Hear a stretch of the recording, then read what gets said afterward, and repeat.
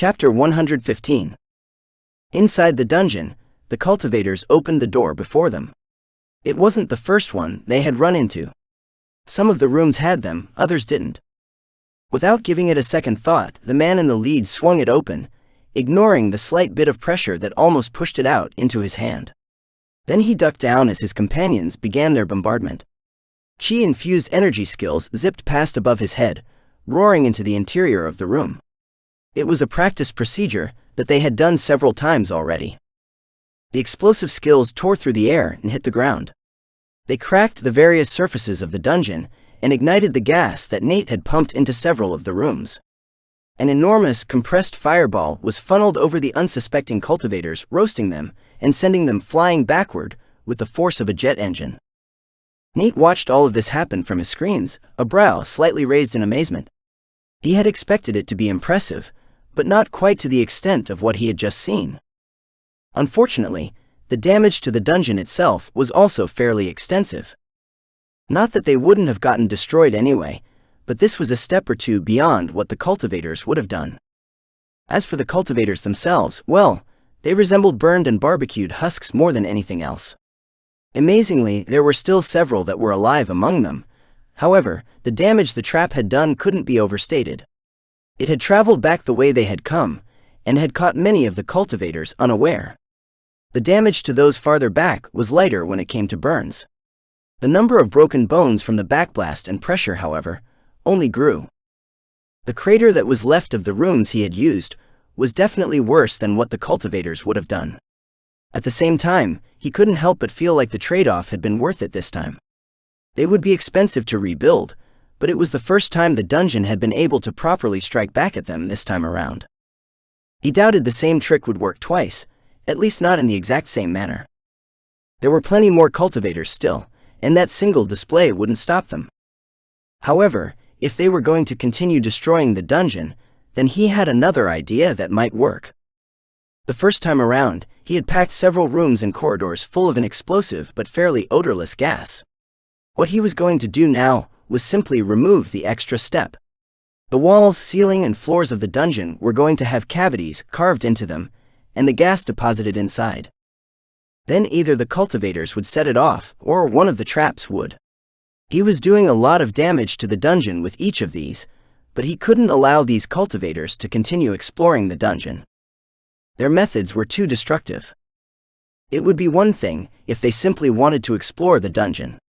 If that had been the case, he would have simply left the traps alone, even if they had been ineffective.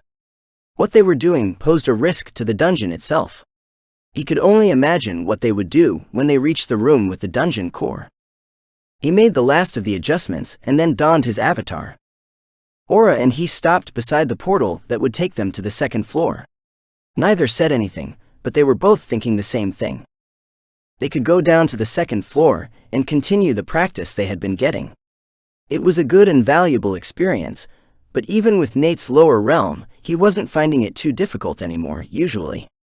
As long as they weren't swarmed or something else unexpected happened, he could fight them off on his own. However, everyone knew that things never went according to plan when it came to fights. Or they could stay on this floor and attack the cultivators. Nate had the gun, and she had her various energy skills, which could be used at a distance. Stronger beast cores equaled stronger attacks when it came to the odd gun he had been using. He had made sure to collect a decent variety of different realm cores after the weekend expedition. That didn't mean the current cores he had were strong enough to hurt the cultivators that were invading the dungeon. Which is why they were both hesitating. They had a lot to gain from attacking the cultivators, however, they also had much to lose. Nate checked the equipment he was wearing, and then looked at what he had in storage that he could access. There were two sections in the storage listing.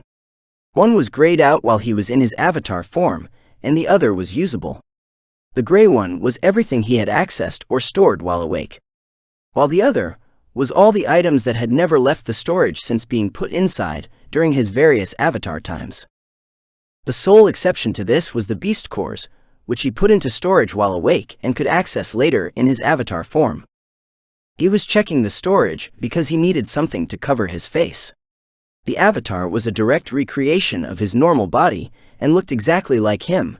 Well, outside of the few improvements he had originally made to it. By this time, they had mostly transferred over to his real body, so there was no longer any real difference between the two. Either way, he didn't want anyone possibly recognizing him if they got away. The odds of that ever happening were low. A few rather unlikely items would need to happen for them to get the chance to meet the real him. However, that didn't mean they couldn't spread posters of what he looked like. It was simpler and easier to just make sure that if they saw him, they couldn't identify him. At first, he couldn't find anything in his storage that he could use. He didn't have a full-face helmet, nor did he have a neckerchief or face mask.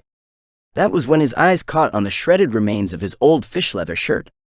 He hadn't thought of the shirt since it was destroyed during his first foray into the second level of this dungeon. It would be a callback to his youth, but he could certainly wrap the shirt around his face. How many kids had done something similar? Acting like they were superheroes or masked vigilantes. He certainly had when he was younger. Nate wrapped it around his head, using the sleeves to make up for the gashes and huge tears. It took some creative tying, but a few minutes later, his face was covered. What do you think? Aura took a few seconds to respond. It would be best if we can keep you mostly hidden. Your eyes and hair are still visible. From what I have seen the last few days, your blue eyes and your curly rust-colored hair are somewhat outside the norm. He nodded in acknowledgement of her words, a hand going up to touch his hair. I'm definitely not unique, but yeah, they can be used to help identify me. So, sticking to the corners like I did back in the second dungeon, it is. With all of that finished, they headed to the next room in the cultivator's path and waited for them. It was moments like this that made Nate remember that he had never created the paths specifically for him and Aura. Though it was probably a good thing in this case, as they would have been found by the cultivators. Nate had the camera screens pulled up and was monitoring the invaders as they finished clearing out the rubble, obstructing them. Now that the last of the debris was out of their way, they could continue exploring the dungeon. The first of the rooms, with the hollowed-out floors, walls, and ceilings, would be in their way next. He was curious if they would change their methods at all, after how explosive the last room had been. That was part of why he had switched up how he was doing the explosions. It would work once. After that, though, they would be on guard against it.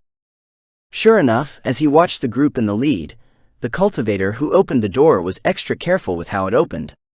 After noticing that there was no extra pressure forcing it open, the woman relaxed slightly and swung it open. Without delay, the bombardment started. Nate scoffed and rolled his eyes. They had shown some caution, but that was it. Clearly they had yet to learn their lesson, but that was fine with him. He and Aura were hidden behind the door, on the opposite end of the room. As soon as the place blew, they would be ready to swing it open and begin their attacks. He wasn't worried about the door being damaged, but even if it was blown off its hinges, they were standing off to the side where they would be safe. Just in case though, since this was his first time being near an explosion, Nate kept his mouth open. It was an action that was supposed to be effective when someone was near concussion grenades. Aura followed his example as she flattened herself to the ground and covered her ears with her paws. A few moments later, the walls shook, and a jet flame shot past them, blowing the door clear off its hinges and sending it rocketing into the wall at the end of the corridor. He had definitely underestimated how much gas he had been able to compress inside the cavities. The insides of his body felt as though they had been compressed, and then shifted forcibly to the side, and then yanked back into position. Nate coughed out a mouthful of blood as he collapsed to his knees, immediately regretting the desire to be so close to the room. Aura rolled onto her side and coughed as well, just without the blood. She was a higher realm than him in her cultivation, and her body was stronger than his as a result.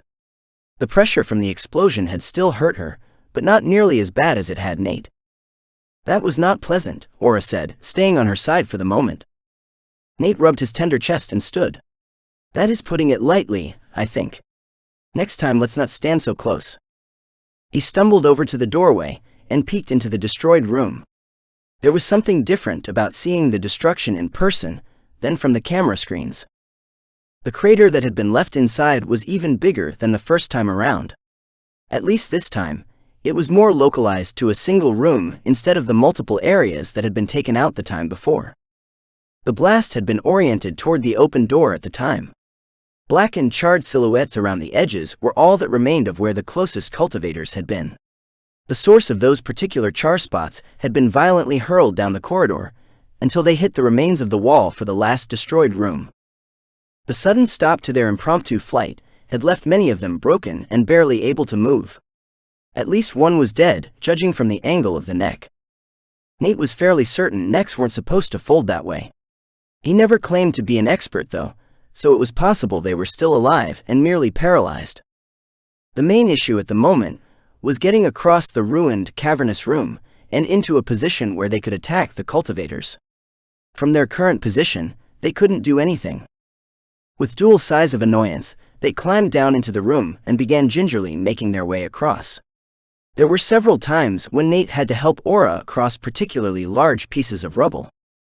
After climbing back up to the doorway, they finally laid eyes on the cultivators in person. Taking up their hidden positions, they prepared to attack the barely aware group of concussed cultivators.